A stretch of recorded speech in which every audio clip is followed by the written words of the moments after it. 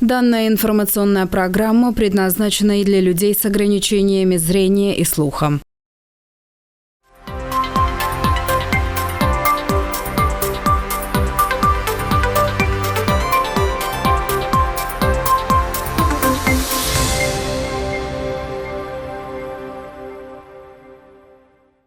Здравствуйте! В эфире новости на канале АТВ, в студии Елена Янак. Основные новости на сегодня.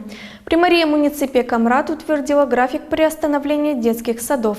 В Бендерах автомобиль въехал на станцию ожидания общественного транспорта. В парламенте открылась выставка, знакомящая с личностями, обычаями и культурными традициями гагаузов.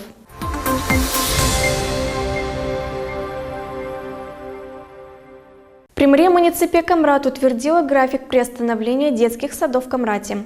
Целью является гигиенизация, текущий ремонт и дезинфекция учебного помещения и предоставление ежегодного оплачиваемого отпуска персонала учреждения. Согласно графику, детские сады номер 6, 7 и 9 закроются с 3 июня по 17 июля, а детские сады номер 1, 4, 5 и 8 с 18 июля по 2 сентября.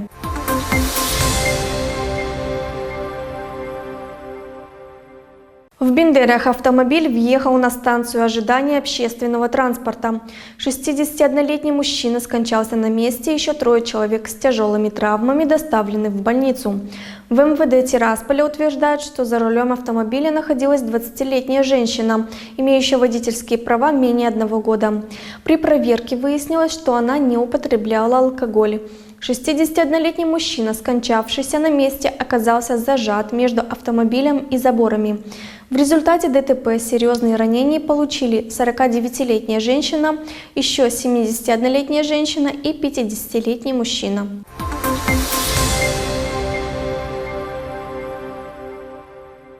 В парламенте Республики Молдова открылась выставка, знакомящая с личностями, обычаями и культурными традициями гагаузов. Мероприятие проходит в рамках Дня письменности и гагаузского языка, который отмечается ежегодно 27 апреля. На открытии выставки председатель парламента Игорь Гросу коснулся исторического аспекта мероприятия. Открытие выставки продолжилось презентацией видеоматериалов, в которых собраны важные данные из истории гагаузского народа, истоков гагаузского языка и народного портвейна, а также традиций и обычаев, связанных с важным праздником Хедерлес, который символизирует начало нового сельскохозяйственного сезона.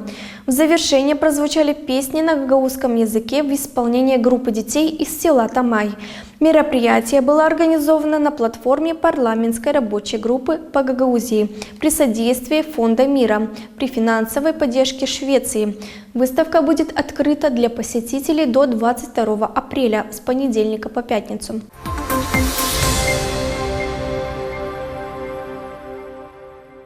Исполком Гагаузии вручил Вулканежскому образцовому танцевальному коллективу «Йылдызлар» 20 комплектов национальной одежды.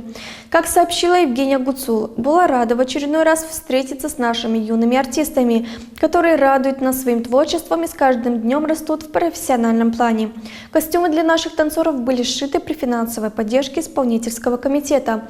Это наш очередной вклад в развитие гагаузской культуры и творческого потенциала наших детей. Глава Гагаузии обещала помогать участвовать в фестивалях и чемпионатах национального и международного уровня в память об основателе коллектива кавалере ордена Михаила Чекир Михаиле Савастине.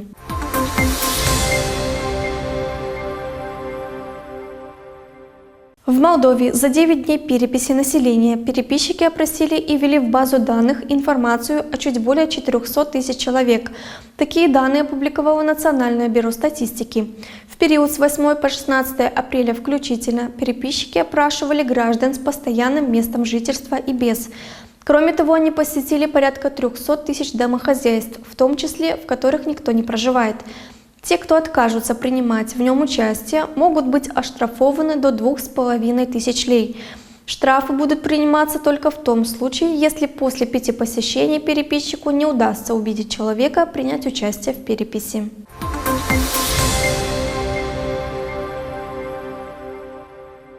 Далее смотрите рубрику «Региональные новости». Оставайтесь вместе с нами на канале АТВ.